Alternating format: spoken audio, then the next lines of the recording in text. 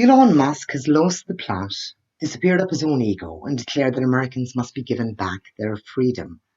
I'm not sure what Americans he means. Not himself, surely. It's hard to imagine a bloke more free, and that way lots of cash makes us immune to most earthly ills. That's why your life expectancy living off Hampstead Heath is vastly higher than your chances of reaching old age in a Glasgow high-rise. Of course, Musk wants to live forever and take us down some transhumanist road to enlightenment, which looks mighty like a stack of dollar bills, metaphorically speaking, because our brave new world won't take cash. That's part of the plan, see? To broaden our digital footprint so they can track us anywhere, anytime. And I don't know what world you live in, but in mine they can do that anyway. Why do you think Facebook is selling you meditation apps? Did you, or did you not, spend Friday night messaging Mandy, telling her how stressed out work was making you? Oh, work. Wasn't that grand?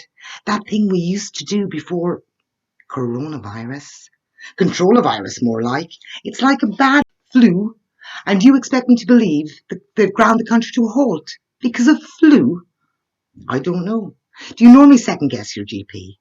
Are you one of those big pharma's out to get us types? Of course big pharma's out to get us. Else why the big? Don't tell me how to think, you mind-controlled fool, swallowing whole whatever lies your government feeds you. And just because I don't believe you doesn't mean I believe the UK government, or the Scottish one, for that matter.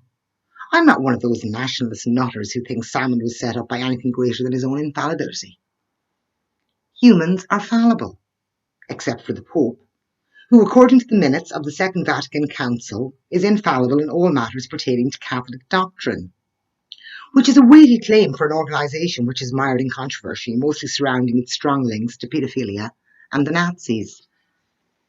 We never really talk about that side of their shady history, which is kind of ironic in a culture obsessed with World War II. Of course, irony is dead, one of the first casualties of the post-truth age, closely followed by satire and parody, which is why Mr. President can advocate for the injection of bleach into the veins of his voters and claim sarcasm.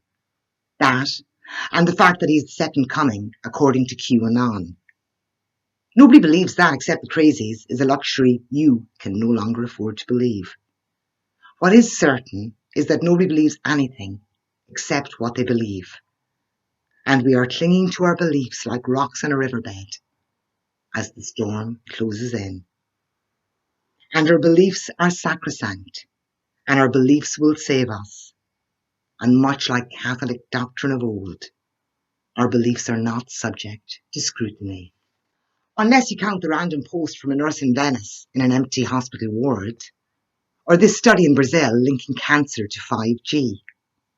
They're keeping us indoor to lead the 5G. Did I miss the episode where we were on track to stop them with our armed resistance? We don't do armed protests. We're not the Yanks, we're British. Well, you might be. I'm Irish. And we Irish have a long history of fighting both in and outside of the pub. Did you see what I did there? Made a bigoted joke about how all Irish people being drunks and some of them aren't, and it's highly offensive. Against who? Other Irish people who aren't you. You don't speak for all of Ireland, you know. And I do know this. And I know I have 10 fingers and 10 toes. And if you put your hand over steam, it burns.